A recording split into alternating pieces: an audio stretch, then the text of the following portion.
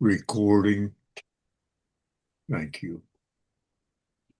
Good evening, everyone. This is Farrell Brody on behalf of Central Ohio Jewish Voice for Peace. We're very glad to be able to welcome Mitchell Plitnick to this forum. Mitchell is a political analyst and writer and the president of ReThinking Foreign Policy.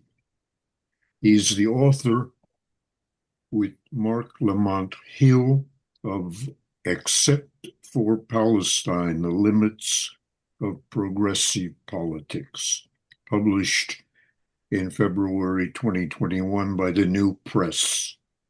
His previous positions include Vice President at the Foundation of Middle East Peace, Director of the U.S. Office of B'Tselem, the Israeli Information Center for Human Rights in the occupied territories, and also co-director at one time of Jewish Voice for Peace. His writing has appeared in Haaretz, The New Republic, Responsible Statecraft, Middle East Eye, The New Arab, Middle East Report, Mondoweiss, the San Francisco Chronicle, 972 Magazine, the Battleground, and other outlets. His podcast, called Cutting Through, covers a range of subjects. Some recent ones were Josh Shapiro and more cynical misuse of anti-Semitism, and another one, Witkoff announces phase 2 of the fictional Gaza ceasefire. I highly recommend subscription to this podcast. It is really one of the best that we possibly can have. Mitchell will give us a brief update on the current situation in Gaza and the West Bank, and that will be followed by a question and answer session. So please put your questions in the chat. First, we will hear a poem from Charlene. Okay, Charlene, please go ahead. Okay. I'm going to read a real teeny one, and then actually I normally don't do this, but I am going to read one of my own. This poem is called Untitled. It is by Nasser Rabeh, who is a Palestinian poet, and as far as I know, was still living in Gaza. That doesn't even seem possible, but it's called Untitled. The war is over now. I carried a lot of bread, very much, a loaf for every friend, and I went to the cemetery. And this is a poem of mine that appeared after a section of translated poems. By the way, that poem was translated by Saleh Razouk and Philip Terman. This one is called Grief and Atonement. And it opens with an epigraph from Macbeth. This the multitudinous seas incarnadine, making the green one red. That's after his wife said, go wash your hands, because they were bloody from killing. In every class of the Holocaust course she took at Cleveland State, Pam tells me a woman sat in the back row sobbing. At semester's end, Pam asked her why she was torturing herself. Because I am German, the woman said. Let that sink into your soul as it sank into mine, then swim it to a different shore. For as Twain said, history does not so much repeat itself as rhyme. In future universities, in what are now tectonic plates called Israel and Palestine, in courses on the Holocaust, Nakba, and Naksa. Jewish students, male, female, non-binary, will be weeping in back rows. Even now, some souls, tuned to the frequency of the just, so feeling incarnadine, light candles that flicker green to red, mourning, remembering, and trying to dispel the heaving darkness of taking innocent Palestinian lives, thus destroying worlds and their sons. Although it's not in fashion, we, an ancient people, will revive the rending of garments, the donning of sackcloth and ashes, the walking on knees, the beating on chests, that harbor but cannot hide, scarred, inconsolable hearts. Some, some are already making it so. For more grievous than being a victim is being a perpetrator, more devastating than martyrdom, the shanda of the once starved, starving others, of the murdered, murdering. Thank you for listening. And Thank you. if I read it before, forgive me. No, thank you, Charlene Fix. Thank you very much. Thank you. So these are very difficult times, and I'm glad we have Mitchell here with us tonight to help us to get through some of this with explanations about what's going on. So Mitchell, it's all yours right now, and go ahead as long as you want. Maybe, it's approximately 45 minutes or more, whatever, and then we'll do questions, whatever you like. Great. Thank you. Go ahead. Great. So thanks everyone for being here. Thanks for having me. I am going to try to keep this as short as possible. I much prefer answering questions than doing this sort of lecture-y thing, which doesn't suit me as well. But I do think that we are in a moment, and I wish I was coming with more hopeful messages. But we're in a moment that is very new. It's not like what has come before.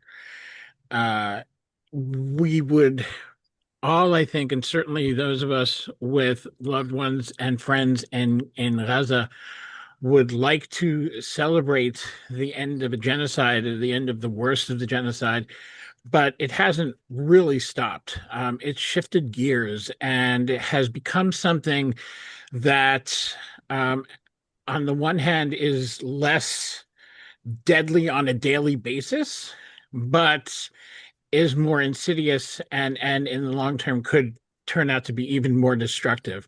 I think it's really very important to place Israel and Palestine in this moment in the context of broader global issues.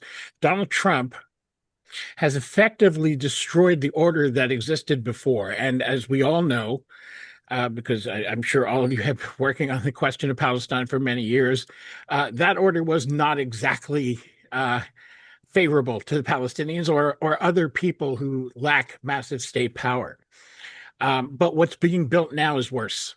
And now, the upside is it hasn't been built yet, but it is being built, and it's being built rather quickly. Trump's foreign policy, not only as he stated it in his national security paper, but also as we've seen it playing out, is geared towards building spheres of influence that the world operates on the basis of strong states thoroughly subjugating weaker states, and without the sort of international systems that at least offered some avenue for effort to try and get some justice. That's the context I think that we need to understand sort of Trump's approach to his revived Monroe Doctrine. I will not use his word for it. To his accommodating approach to Russia, regarding Ukraine, his efforts to push Europe into a more militant and self-reliant in terms of military and weaponry, into a more self-reliant stance. And in the Middle East, it means Israeli dominance militarily that protects the generation of wealth from the Gulf, that works in partnership with the United States and, of course, the Trump family, which has taken on a level of importance that literally rivals those of the powerful nation states, even though they themselves don't have that much power outside of Trump being in office. So this is playing out now in Gaza, where the worst of the genocide, the greatest horrors have stopped, right? The day-to-day massive casualties and massive destruction have declined. They haven't ended, but they've declined. And what's happening now is a bit less than the genocide that was happening before. And in fact, as I'll get to in a minute, it actually reflects different goals for Israel and the United States. But what I think it's important for us to recognize, because this is how Trump world works, the thing that stopped the full-blown genocide was not, in the end, as much as it would be nice if it was the case, the worldwide protests and the outrage and even pressure. It was, in the end, Israel's attack on Qatar. That was what prompted Trump to say, okay, I can't trust Netanyahu to stay within the lines that I want him to stay within, and so I'm going to slap him down. And his way of slapping him down was saying, you can't kill so many Palestinians anymore. This is that is a very cynical way to frame it, but I don't see a way that's more honest than that one. The fact is that Trump saw in that attack that Netanyahu could not be trusted to manage the genocide within U.S. interests, and that's what prompted him to say, okay, I'm going to impose this plan, which Netanyahu doesn't like, but which he can certainly live with, especially since he has been working and will continue to work to undermine it. Again, I'll get to more of that in a minute. But what I think is important to recognize on the global scale is that Palestinians represent to Trump, but not only to Trump, also to many Arab leaders, and frankly to the Western leadership, not a moral cause that needs to be addressed, not an injustice that needs to be rectified, not even a source of potential instability that needs to be dealt with in a way of sort of addressing the needs of the Palestinian people. No, they're seen as an obstacle to the plans for the region and the vision of the future, which is a radically different future from the post-World War II order.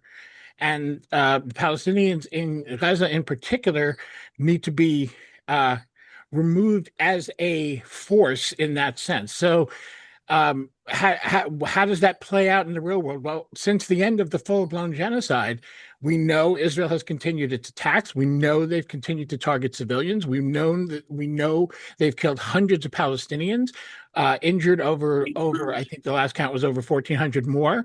They have not permitted anything like the level of humanitarian aid that they committed to. They have not allowed Palestinians to even build shelters against the winter. So Palestinians are dying from exposure to the elements, including newborn Palestinian babies, and we hear nothing. In the months leading up to Trump's peace plan, as he calls it, we heard from Arab states, we heard from European leaders that Israel has to let humanitarian aid in, Israel has to do this, and the United States has to make Israel do that. It wasn't a huge amount of pressure, but it was there, and people wanted to be on, at least be on record as having said it. And now there's nothing. There's not a peep about what Israel is doing at the moment, which is, of course, the point of Trump's 20-point plan. His plan is to completely subjugate Gaza. He doesn't really have an endgame that includes anything like Palestinian self-determination, but he is trying to sort of follow the model of crushing Palestinian resistance and then instituting a new order in Gaza that that would allow for the sorts of developments that he and his cronies are dreaming of, and where Palestinians could maybe work in minimum wage jobs and a select few, of course, being in positions of some small authority, much like the technocratic board that'll oversee the administration of Gaza. He's the Board of Peace that he set up is not even really intended for Gaza. It's meant as a challenge to the UN. It's not primarily going to deal that much with Gaza. What's going to deal with Gaza is what he's calling the executive board, which is almost entirely staffed with his own people, along with Tony Blair, and Israeli business figure, so one or two other wealthy folks. And they're going to oversee the process of sort of recreating Gaza into something that I think, in Trump's vision, most Palestinians will find distasteful or will not even want to be there.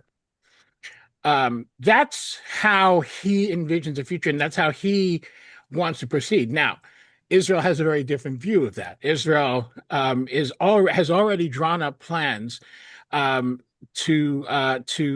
launch a new offensive in early March that would expand the area of Gaza that they're currently occupying, which is being called the Yellow Line. It's this area where the army is deployed, beyond which the army stays away.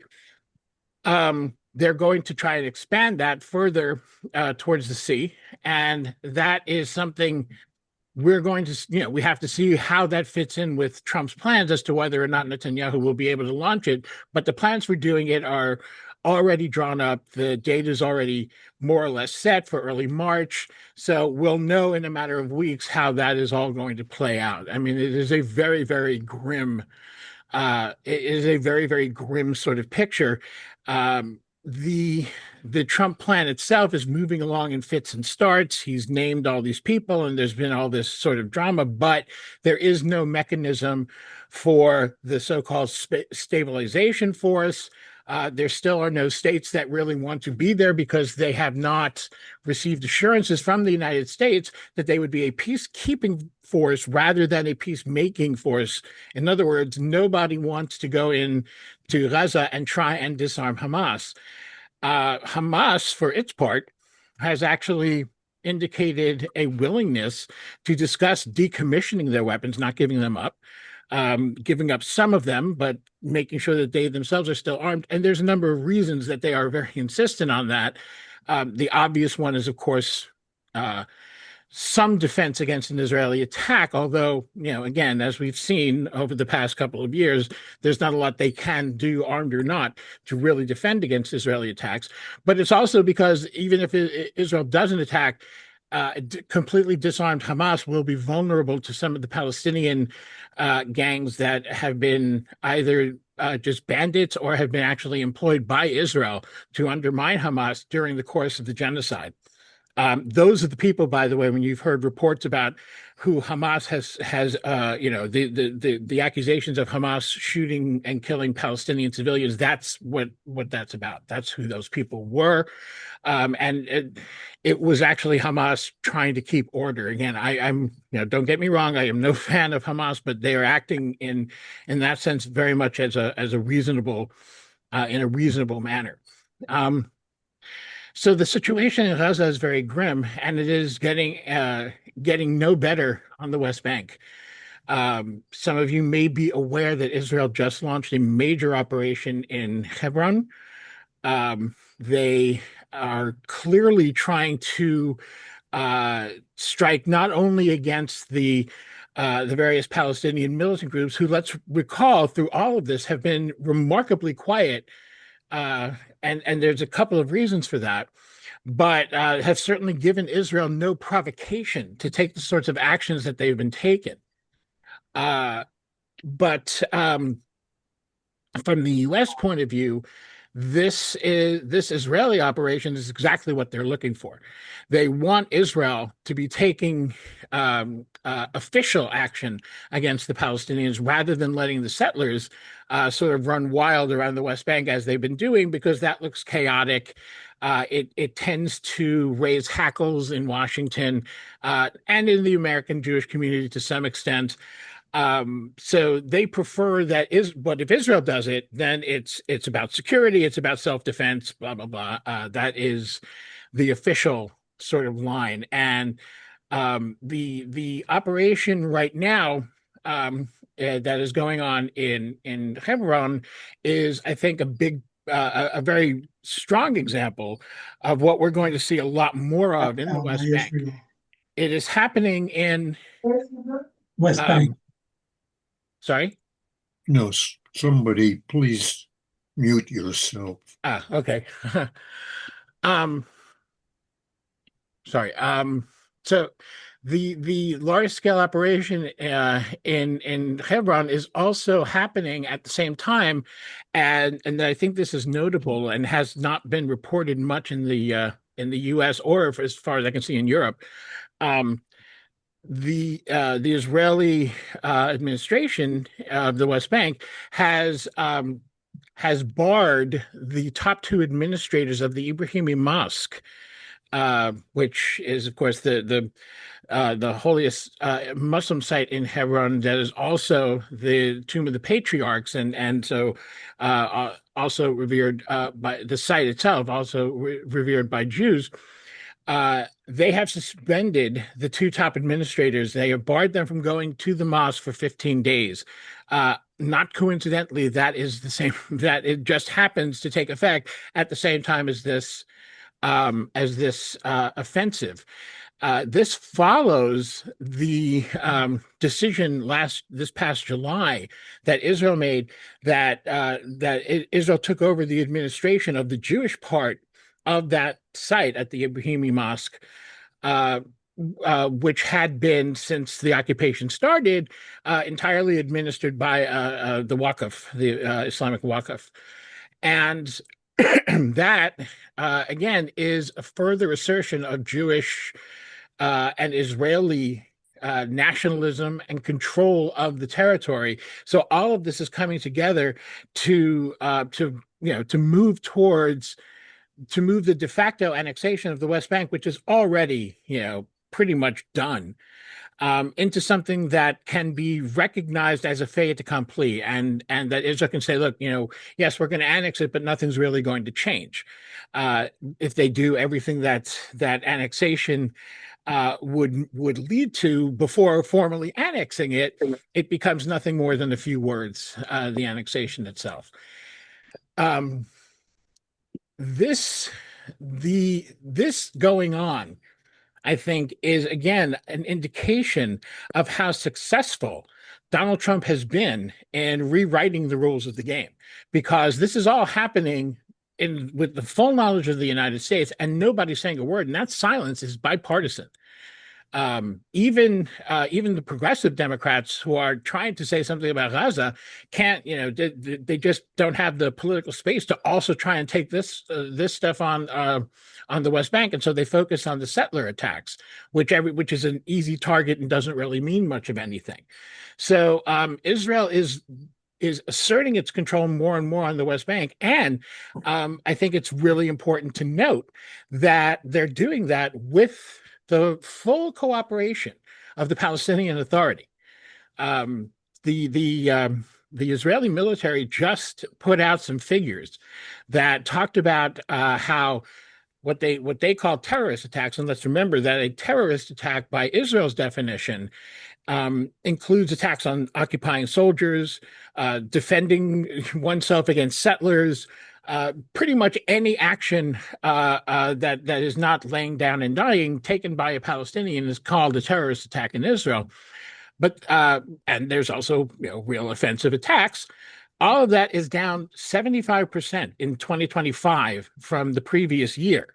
So both years filled with genocide, and you see the difference, and that the IDF itself says is because of the Palestinian Authority.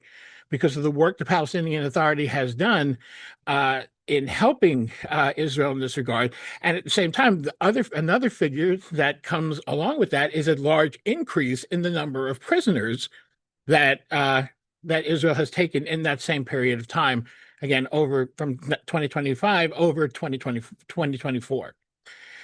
So what does that all tell us? Well, it tells us that there is a regime that is being instituted in Palestine that is leading towards an annexation of the West Bank, and is leading towards cutting Gaza permanently off from the West Bank. So Gaza will be some sort of separate entity. We know that even though Israel talks about settling it, it is probably not going to want to try to annex it. The West Bank is a very different story. So Gaza would exist in some limbo. The West Bank would become part of Israel. And the idea behind all of this is that Palestinians will either be encouraged to leave, have their second-class citizenship or second-class residency or life under occupation reduced even further, and or they'll be killed. That is certainly how Israel sees it. I don't think the United States has thought it through that far. I don't think they care that much. But it does speak a little bit to the two different approaches that the United States and Israel are taking. So some of you may be aware that Netanyahu has made kind of a big deal about having, quote unquote, an argument with Trump over the composition of the Board of Peace and the executive board and et cetera, of the people in Gaza. But it was very telling to see what Netanyahu said. He said that, he argued with Trump and he stood up to Trump and he told Trump, I will not have any soldiers from Qatar or Turkey in Gaza. Well, nobody's talking about, at this point, no one's even talking about any troops in Gaza. They haven't gotten to that point yet. They haven't gotten to the point of trying to assemble that stabilization force. Qatar is not really interested in sending troops into Gaza. Turkey probably wants to, but the United States has already kind of said that, yeah, let's skip that, but we'll let you be part of the Board of Peace and executive board so that you'll have a hand in helping to run Gaza in that way. So there is a disagreement because Netanyahu basically wants to finish the job he started. He wants to finish the genocide that's been going on for the past 2 years and essentially massively reduce the population of Gaza either by killing people or by driving them out to Somaliland or wherever else that he can get them to go to. So it's a slightly different approach because Trump is kind of backed off of that because he found it to be too unmanageable, too unwieldy, and led to Netanyahu pursuing too much adventurism. So, but that's in the end, it's a minor disagreement, and it hardly makes much difference to the Palestinian people in Gaza. It either way, and whatever comes out of that, and Netanyahu will probably end up getting his way. It just spells just a horrible outlook for the Palestinian people. Two final points I want to make. One is that there's a strong thought that one restraining element on Israel is the desire to find an agreement and a normalization agreement with Saudi Arabia. And that is definitely something that the United States wants. Frankly, the United States wants it more than Israel does or the Saudis do, because it helps to consolidate American control over the region. That said, since it's not as nearly as big a priority for the Saudis or the Israelis, it's not something that they're going to go too far to try and make happen without enormous pressure from the United States, which so far has not been forthcoming, and that's probably for the best. The Saudis are one of the few holdouts that have any incentive to really try and do something for the Palestinians, or at least not appear to completely abandon the Palestinians, because the Saudis have a particular position in the Muslim world because of Mecca and their custodianship and their position that they value very much as Muslim leaders in the globe. So they are much more reluctant than many other Arab leaders to completely abandon the Palestinians. Now with Israel, there could be a change if elections happen, but I think it's important to not put much stock in the Israeli elections that will happen at the latest in the coming fall. First of all, Naftali Bennett is, on a policy level, no better than Netanyahu. He's just less corrupt. In other words, he is just as much of a nationalist, just as much of an ideologue, but less somebody who can be bought. In some ways, that might even make him worse. He is subject to, he's less subject to far-right pressures from people like Itamar Ben-Gvir and Bezalel Smotrich, but he's got plenty of right-wingers in his own coalition, and again, he himself represents the extreme right of that coalition. So it won't make him inclined towards better policy, and because he is not going to try and give voice to the real wackos like Ben-Gvir, he will be much more palatable to the United States and Europe, and they will be even more accommodating to him than they've been through Netanyahu. So protests will be even more muted. That's if Bennett wins. Netanyahu has seemed like he was going to lose his position several times already, and he hasn't. And even now, with the polls looking pretty favorable for Bennett, it still looks like he would have a hard time actually putting together a coalition if he's not willing to invite Arab parties in, which so far he has not been willing to do, and which would cause problems with some of his other coalition parties. Bottom line is, Israeli elections is probably not going to help any of this. So where do we go from here? I mean, there isn't a lot we can do. The thing that Trump has managed, again, I don't know if this was planned, if he knew this would happen. I kind of doubt it.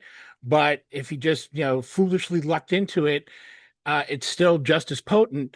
The pressure from the rest of the world over Palestine has massively diminished, partially because the world is more worried now about Greenland and Venezuela and Ukraine and where the United States is going to go from there, although they had some of those concerns before as well, and partially because it doesn't seem as immediate. The horrifying images that were coming like a tidal wave out of Gaza last year aren't coming now nearly as often anymore.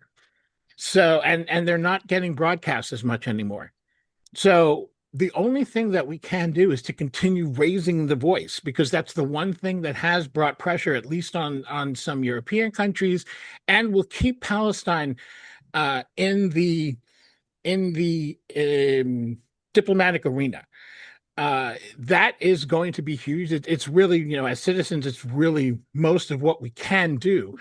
And I would argue that the growing forces in particularly the Democratic Party, there's growing forces in the Republican Party as well, but I don't think they will be as helpful, because they are more, the Republican side is more interested in abandoning the blank check to Israel than they are in actually doing anything positive for the Palestinians, whereas in the Democrats, those who are breaking with long-held Israel policy are more interested in Palestinian rights. I think growing that segment of the Democratic Party is something that's going to be really, really important over the next few years. Although, again, I don't put a lot of hope in American elections either, but the political process is what we have. So, sorry, I don't have better news, and I'm sure there's going to be a lot more that we can explore in the questions, but I'll leave it there.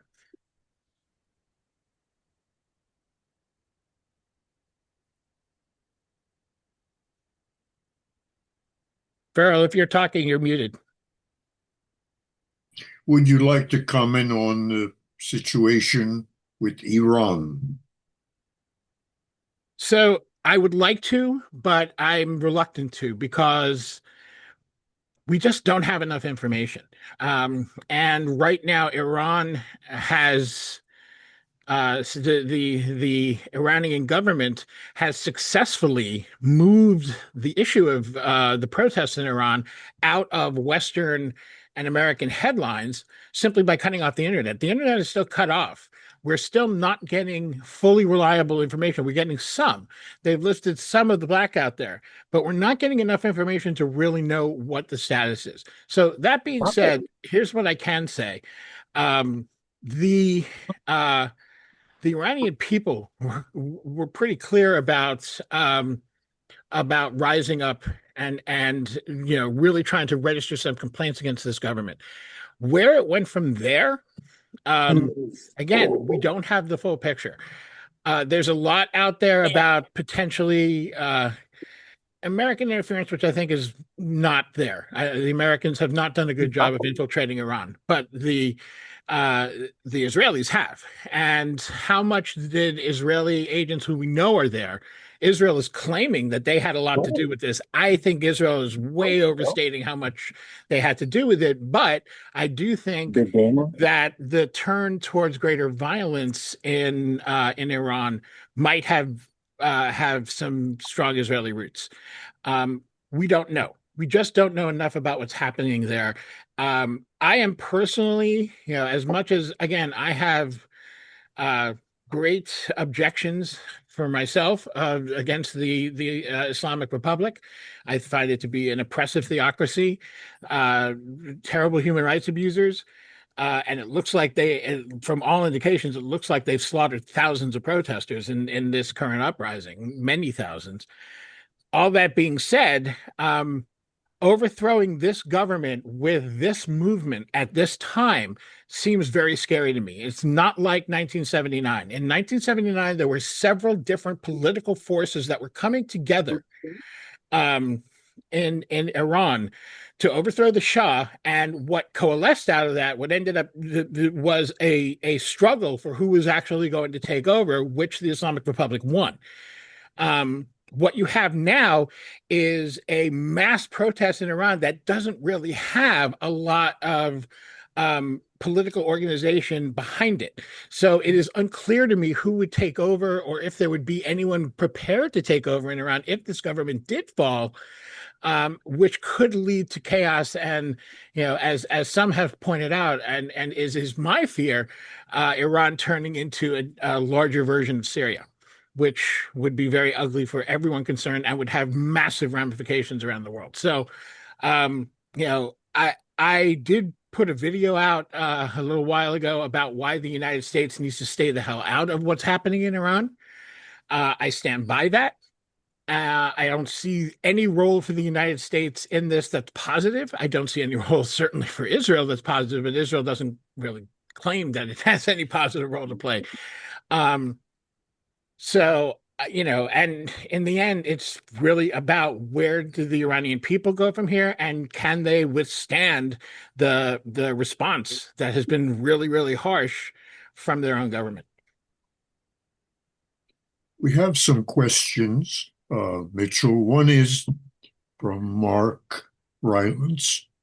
Why isn't there a stronger liberal opposition to Bibi and the right wing? Can I ask, do you mean in the world? Do you mean in the United States, or do you mean in Israel? In Israel. Well, I think first of all, plenty of people in Israel hate Bibi. That's number one. Let's keep in mind, the Likud right now is actually polling neck and neck with Naftali Bennett's revived party. So and that's really because of Netanyahu. Even people who support Netanyahu don't like him.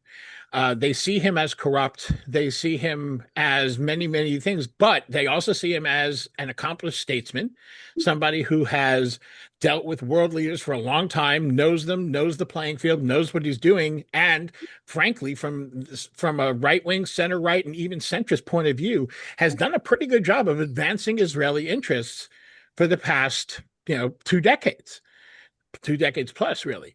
So the the power that Bibi has is that on top of all of those things, he is somebody who thrives on Jewish fear. He thrives on Jewish fear around the world, and most certainly in Israel. And there's a lot of that going around these days. There's a lot of it in Israel, especially, after October 7th, but even before. There's certainly a lot of it around the world in Jewish communities everywhere. Jews are scared. Often those fears, in my view, have been exaggerated by this campaign to paint anti-Semitism as all opposition to Israel, which makes anti-Semitism look a whole hell of a lot bigger than it really is, although it really is a problem. Israel, Israelis from the beginning of the state have been raised on the idea that they're a tiny state that's under siege, that is threatened. Israelis still do feel that. That's still a real thing. It seems from the outside insane because of the military dominance that Israel has, but it only goes to show that military strength does not actually bring security. It may enable you to destroy your enemies. It may enable you to commit genocide. It may enable you to take cities and reduce them to rubble with all the people still inside them. You can do those things, but after you do them, you wonder who's going to come at me next. Who is going to come at me for doing that? I think, and that is the atmosphere that somebody like Netanyahu absolutely thrives in. So the fact that he is even in danger now of potentially losing the election is because of A, his corruption, and B, his failure on October 7th. To prevent that attack. Those are the two things that are dogging him. But I would argue, I think that that the mindset of insecurity, even for those who consider themselves otherwise liberal, is exactly what Netanyahu needs. Okay. Joyce Lynn asks this. It's unbelievable we are at this point. No one would stop this, even when Israel violates the ceasefire. Is there any way something could happen at the UN or somewhere to stop this insanity? Imagine a miracle. What would it be? I mean, I think the miracle, frankly, is people opening up their hearts and seeing that Palestinians are human and that Palestinians matter, because that's what we really have come down to. And it's not only Palestine.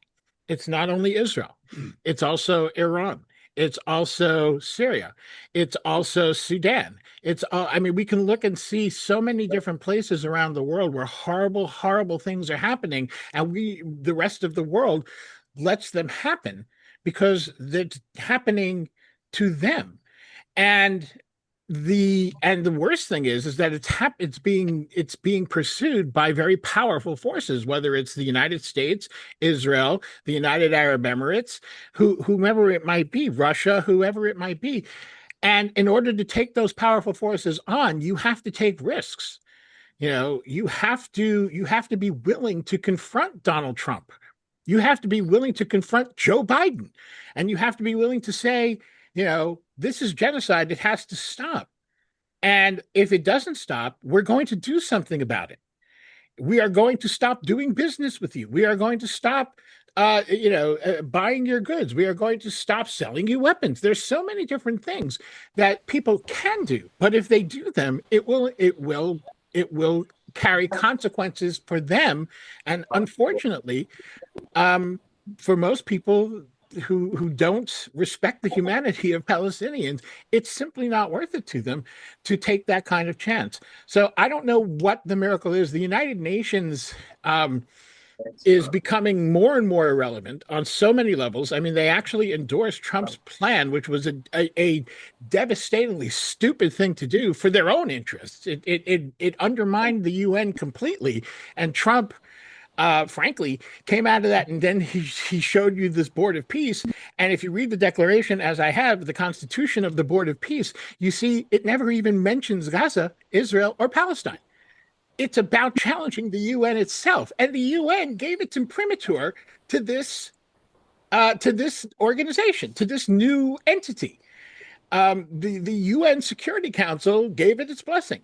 So when you're going to be that suicidally stupid, I can't really, even as a miracle, I can't see the United Nations doing anything about this. The only thing that has proven effective, and it's been very limited in its effect, is popular protest that has forced governments to change their views. There are and there are ways we can do this. Look, one thing, I know I'm talking to all you folks in Ohio, but I live in Maryland, and my senator Chris Van Hollen, who is, not somebody who I would say shares my politics on Palestine and on many other things, but has been outspoken on just basic human rights and the basic humanity of Palestinians. That's what we need out of people. I don't need, at this point,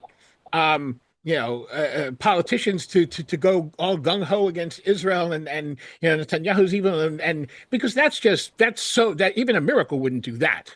But if you can be like Van Hollen, if you can be like Bernie Sanders and say, and just put out there that this is intolerable, these human rights abuses have to stop, and actually take some action around it, which both Sanders and Van Hollen have tried to do. It's just, one senator can't do a whole lot. That is a potential way forward in changing the politics around this question, which have changed to some degree. It's just that now, the response to that, to that change and a few other changes has been from Donald Trump, Benjamin Netanyahu, and others to try and cut popular influence out of politics entirely.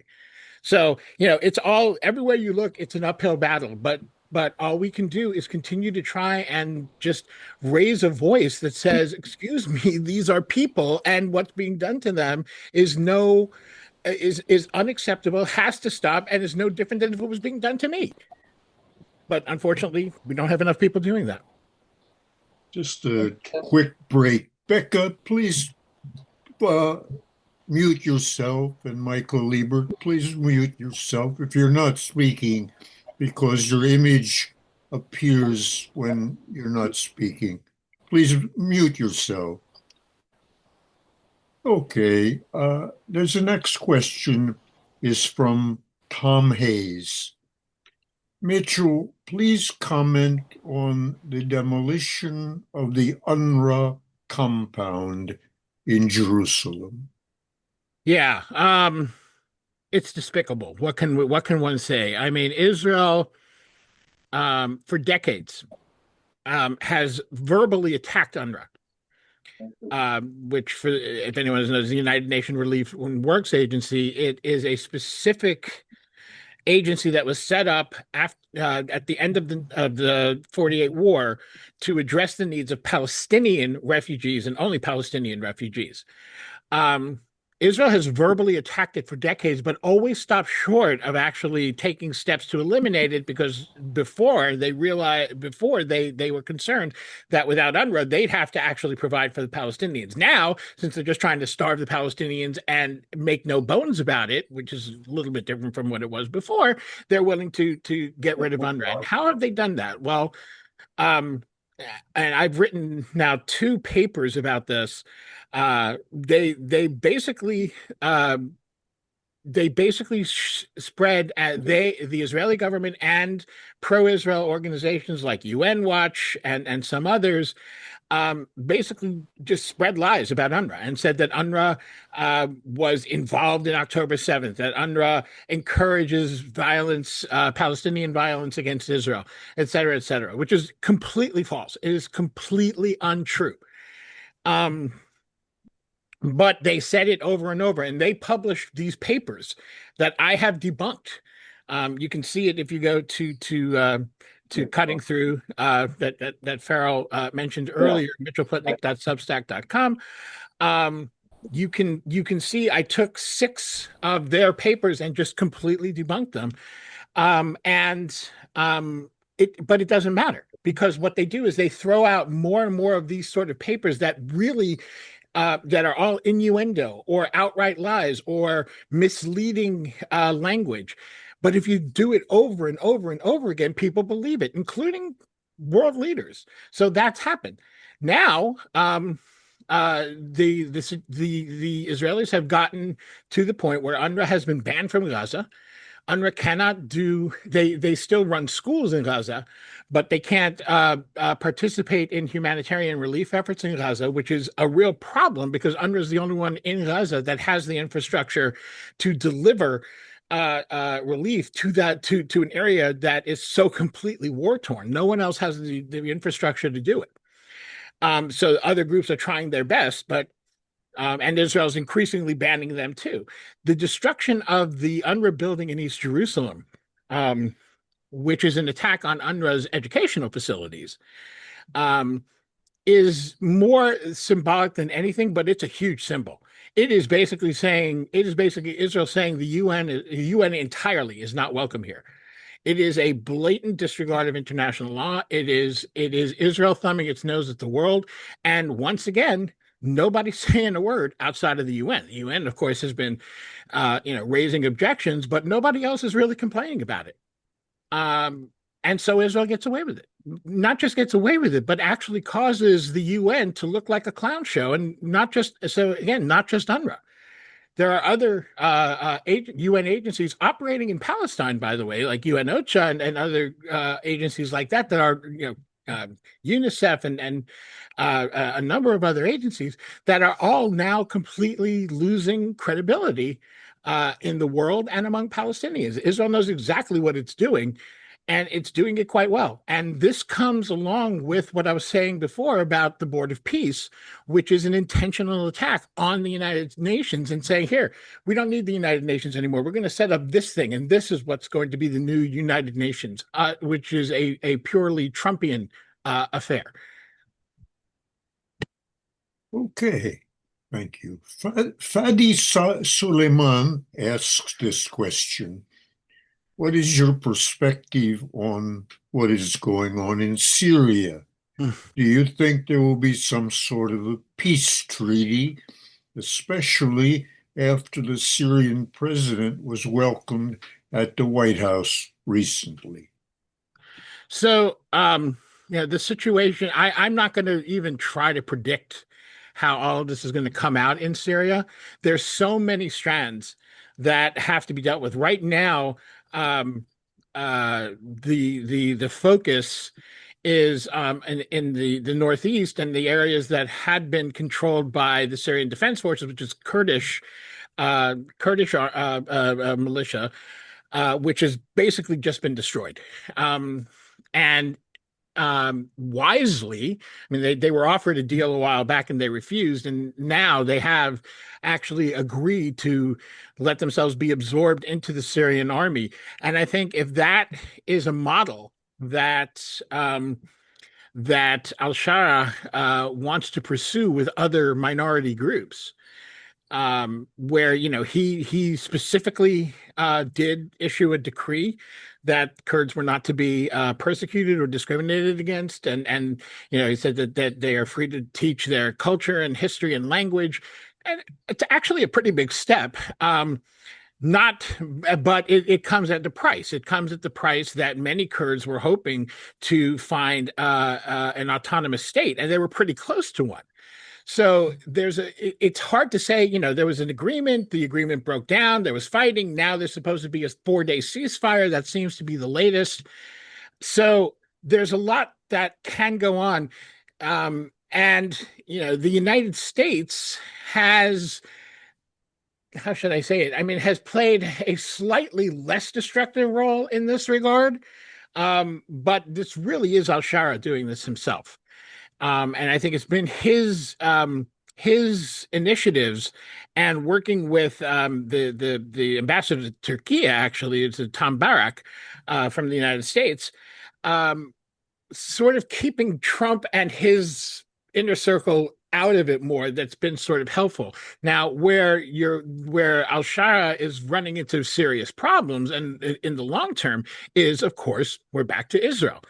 Israel is occupying not just the Golan Heights, and it's occupied since 1967. It expanded that occupation well into taking the rest of the Golan Heights, but also well into the territory heading towards Damascus. And while there's negotiations and talks about how they're going to have a relationship and how they're going to sort of work together, Israel's been pretty steadfast about not leaving. Which is inexcusable. And if they indeed do that, over the long term, it's going to undermine al-Shara's credibility completely. And it's going to make it very, very difficult for him to hold all the disparate strands of Syria together. Before the uprising in 2011, Bashar al-Assad did that with an iron fist, as did his father, Hafez al-Assad, as did the Syrian president before him. Al-Shara is somebody who is claiming he's going to do it a little bit differently. Right now, he seems to be trying to actually work with groups.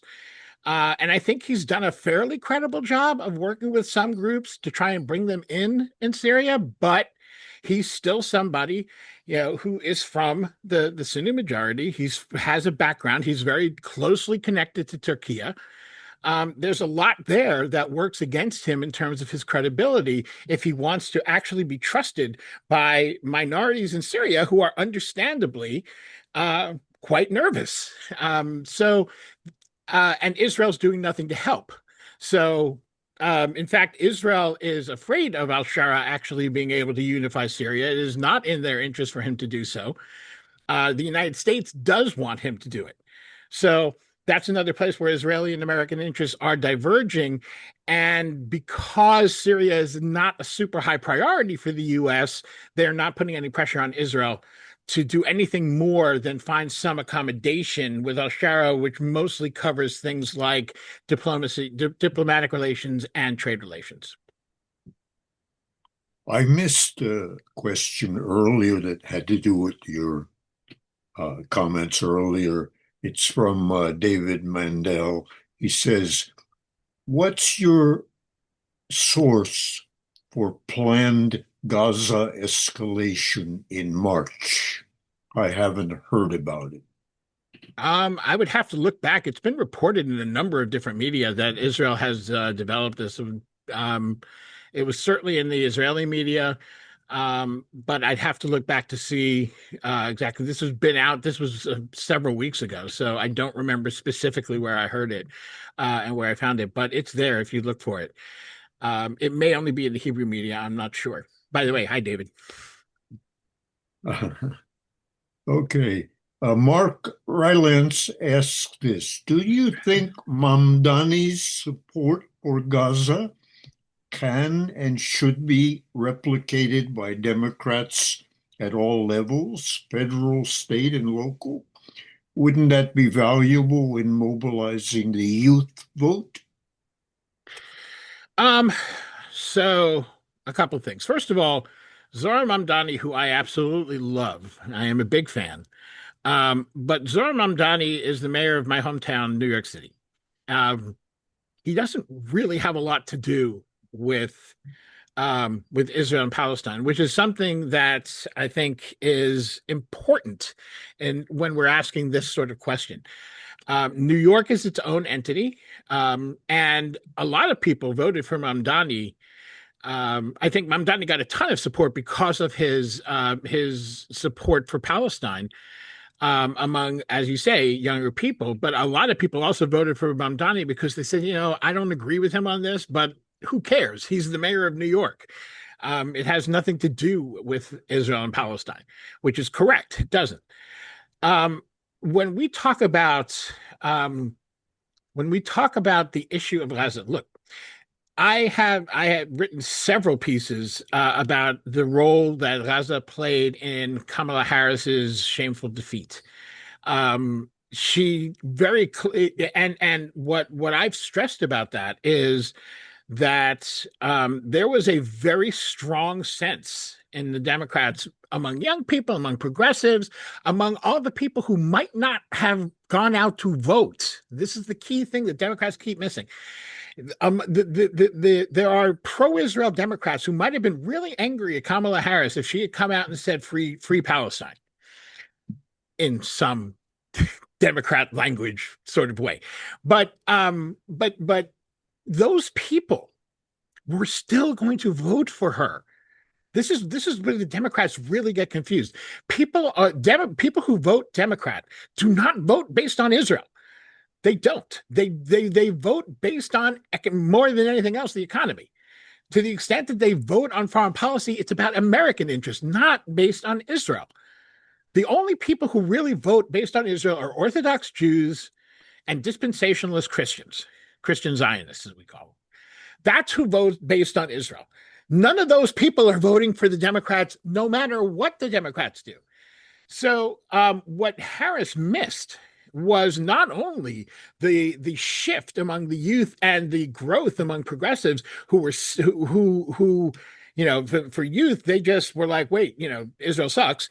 And for older people who had probably been progressive, except for Palestine, the thing that inspired the title of my book, or had basically been, liberal Zionist, or however you want to phrase that, they saw Gaza and they said, we can't support this. We shouldn't be supporting this. They may blame Netanyahu more than Israel, but they had a problem with that. There was a lot of that in the Democratic Party, and Harris ignored it. Harris just said, I don't care what you say. I'm going to go after the pro-Israel support. I am not going to break from my boss on this. And it cost her the election, partially because of the issue itself, but also partially, and I think in maybe even in greater measure, because voters looked at her and said, you're not listening to us. You're not hearing us. So why the hell should we vote for you if you don't give a damn what we think? That was the message she sent out. And that would have been true on and I think it was true on a number of issues, not just Gaza. So when we think about should every Democrat take up Zoran's line, look, there's definitely places that'll cost you an election in this country. There are definitely districts it will hurt you to take up Zoran's line. There are districts that Democrats have to be pretty conservative to win. There's no, we have 435 congressional districts. There's no one size fits all. Even Republicans have some exceptional districts that are a little different than the other ones. Just ask Thomas Massey.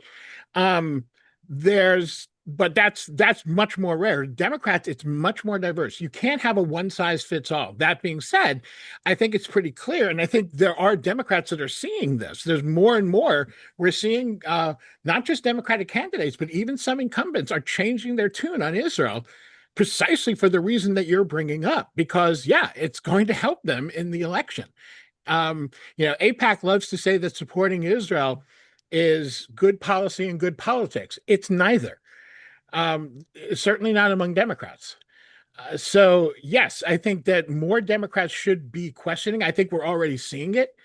We're already seeing more Democrats saying, I might be open to conditioning aid. We saw that in the last in two election cycles ago. We saw that start to be raised. We saw it raised again in 2024. We'll see, and I think we're going to see more of that. We're going to see incumbents kind of drifting a little bit away from Democrats, even pro-Israel Democrats. Like you see someone like Gavin Newsom. Every time he's asked about Israel, watch him tap dance. Just watch him evade and try and double talk, and every single sentence is 500 words long, because he's trying because he knows that it's not a popular issue, but he doesn't want to lose what is a significant part of his donor base. This is the problem Democrats have on many issues, that the rank and file and the donor base are in two very different places. So these are complicated questions as to how each politician in any given race should approach this. You always have to think strategically when it comes to elections. But I think if we're going to talk in a very, very broad sense, Yes, more Democrats need to be critical of Israel, need to be critical of the American relationship with Israel, need to support Palestinian rights. And we're actually, I would argue, we are seeing that happen. But it's like an ocean liner. It turns very slowly, unfortunately. And I know that Palestinians don't have to tell me, Palestinians don't have time, but it is what it is. You can't make the ocean liner turn any faster than it can turn. Fadi Suleiman asks, what is the impact of Larry Ellison and his dogs buying TikTok? So much of the narrative changed to pro-Palestine because of TikTok. And now what? Well, I mean, we haven't seen what the effect is yet. So far, from what I understand, I'm not a TikTok user myself, but my son is. And from what he's told me, and he's told me a lot about what he sees across his feed around Palestine. He says so far there hasn't really been a change.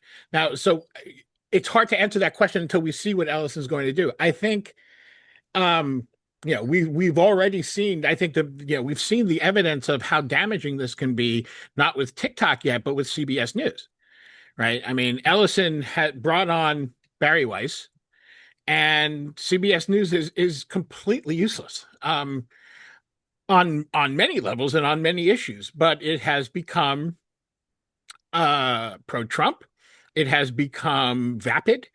It has absolutely become massively pro-Israel, and unabashedly so. In many ways, it's worse than Fox News because it still has the reputation of being a news source, which for the most part Fox News, unless you're a MAGA person, does not have. So I don't know the answer to that. I think if TikTok, I think, let me put it to you this way. I think Gen Z is pretty savvy from what I can see, and maybe I'm biased because my son is Gen Z, and he really seems to get this stuff so well. But he tells me not just his perspective, but also his friends and what he sees online. I think they're pretty savvy, and I think if TikTok does, really start filtering out. I mean, they've done some. They were doing some all along to some extent, filtering out some of the information from Palestine. There will be another source. Something else will pop up. Some other social media will come around. They'll use Telegram. They'll use something else. They'll use whatever else there's out there, something that maybe is new. We know, for example, I'm on Facebook because I'm old, and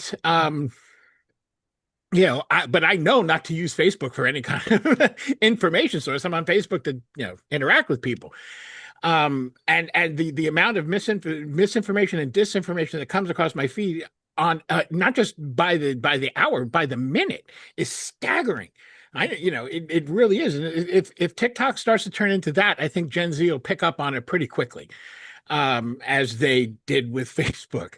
So, I think there's still a lot of hope there, but there's clearly an effort by the right, and it goes far beyond Palestine, to consolidate media and control of the media, and basically turn it into state television, which it was to some extent before, but has really gone into overdrive now. We all need to be aware of that. It goes well beyond TikTok. I want to just two more questions, I think. Sure. Is enough. Mark Ryland says, what happened to European support for Gaza? You mean governmental support or popular support? Both, actually. Okay. So I think the popular support, the same thing that happened here, has happened to some extent in Europe. There's still rallies. There's still pro-Palestine rallies in Europe. Italy in particular is still very active. We have seen less of it in the UK. And I think that you look at the fact that several members of Palestine Action almost died in prison, might have a sobering effect on protest. And the fact that, that the police came and actually shut it down in ways that we saw to some extent here. I think it was even worse there. Germany also. So there's all of that. But also the same thing that I described in my talk, which is that the really huge horror of the genocide stopped. And the constant flow of images coming out of Gaza stopped. It became something more akin to what Gaza looked like. I mean, it's destroyed, so it's in that context. But what's happening to the people of Gaza on a daily basis looks more like what was happening before October 7th. And to some extent, things have gone back to there. In terms of the governmental response, again, it's more or less what I touched on in my talk, which is, European leaders were never particularly concerned about Gaza. It was an issue because they were worried about destabilizing the region. They were worried about the amount of unrest that they were seeing in their own countries. They had those kinds of concerns. But, I'm at this for, academically, I've been studying this issue 35 years. I've been professionally working on it for over a quarter century. And it just never ceases to sicken and amaze me. People just don't see Palestinians as human. They just don't. If you ask them, of course they're human. They have eyes and ears and hands and opposable thumbs and the whole thing. But they just don't see them as human beings. And that is true everywhere. Farrell mentioned that I just wrote a piece about Josh Shapiro and his ridiculous the stuff about that he accused. I actually had to defend Kamala Harris. It made me sick. But with Shapiro, part of the story is that it goes back to when he was a 20-year-old college student, and he wrote this op-ed. This was at the time of Oslo, and the op-ed basically said there's no way there can be peace because Palestinians are devoted to violence. They simply hate. He didn't even say they hate Jews. He said they're devoted to violence. They know no other way. This is all they understand. I mean, it was the purest racist shit that you can imagine. And at the time, it was maybe less remarkable than it might look now. But even now, it states the view of a great many people who simply don't see Palestinians as deserving of the same rights as Israelis. And that is what you see in the halls in Berlin, in Brussels, in London, and even to some extent in Paris. France, Macron is a little better. But again, most of his arguments also come back to stability and making sure there's peace in the region and all this. And it doesn't come down, to this simple issue of rights. You see that in the UN, but the UN is ineffective. So I really think that's the answer. I think that what's happening in Europe is they're distracted by other things. They're worried about going to war with the United States. They're not interested in. They're certainly not interested in rocking the boat for the sake of the Palestinian people. I think this is one of the things that Israel has built itself into a position in world affairs and international diplomacy that they are very influential. They're certainly very influential in Washington. And so if you really speak up for the Palestinians, if you try to take real action to support the Palestinians, because Europe used to do a lot of things. They'll send money. They build this building that Israel eventually destroys. They build this, water facility that Israel eventually bombs. But they never really pushed for any sort of real Palestinian rights. And I think again, and they're not doing it now, and it's all for the same reason, because they really don't see even if they are people who do see Palestinians as human, they don't see them as worth the trouble. I mean, it sounds horrible to say, but I think that's the case. Finally, David Mandel asks, have you been following Scott Wiener's squirming? Well, that's exactly what I was talking about earlier, right? Really completely doing a 180 on Israel. So yeah, it's no, I don't think you can flip flop the way he has and win anything. So I think in the end, it's going to be a footnote to the early days of this election. But yeah, it is a reflection of how things have changed. Look, another article I wrote, my year-end article, was that 2025 saw more change in the politics around Israel than any year that I can remember, in terms of things getting better, people, politics and the political climate changing, so that you could talk about Palestinian rights, you could criticize Israel, you could question whether Israel needs to get, billions of dollars in American taxpayer money every year. I don't think we're going back to the way it was as far as that goes. Israel has already responded in ways to make it so that that won't matter in terms of changing policy. That's another conversation, which, I've written a bit about, and I'm happy, at another time to get into it. It would probably keep us here another half hour. But Israel's already making moves to counter that, including what you heard recently about talking about not getting U.S. aid anymore. They're not really talking about not getting U.S. aid. They're talking about changing it into joint projects and sales and sweetheart deals and et cetera. So it's not quite what you might think. The Institute for Middle East Understanding has an excellent paper that tells you what it really says. There's there is a positive change. And so what Israel and its allies in the United States are doing is they're trying to insulate themselves against the potential that Democrats take over and at least the progressives who support Palestinian rights, somehow become the majority, actually get reflected in Washington, the feeling of the majority of the voters in the party. They think Netanyahu certainly thinks that's possible. I think it's possible. And so Israel's acting to insulate itself against that possibility. So that matters, and it's something to be that can be capitalized on. In the end, I do think, one thing about the Middle East in general and Israel, Palestine in particular, is that things happen you don't expect. I think something will eventually happen that we don't expect that will again be a shock to the way all of this works. We'll see if we can take advantage of that. But that's why I opened this talk by talking about putting Palestine into a global context. I think we need to. I think we always need to see it within that context, because that's how we're going to come up with a strategy that takes advantage of opportunities when they arise.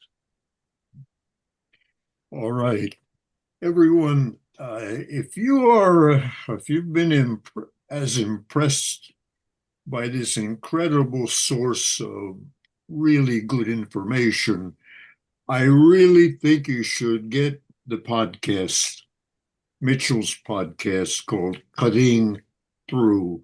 It's definitely worth it. And I want to thank you, Mitchell, very much on behalf of our chapter here, and we'll keep in touch. And, please. We really appreciate everything that you have done. If people have more questions that I haven't addressed, I'm not hard to find. You can go to rethinkingforeignpolicy.org. There's a contact form. Or I know, Farrell, you have my email. Connie, you have my email. So, feel free. I'm happy to engage on this stuff. Thank you so much. And thanks, everyone, for joining us tonight. We appreciate that very much. So until the next time,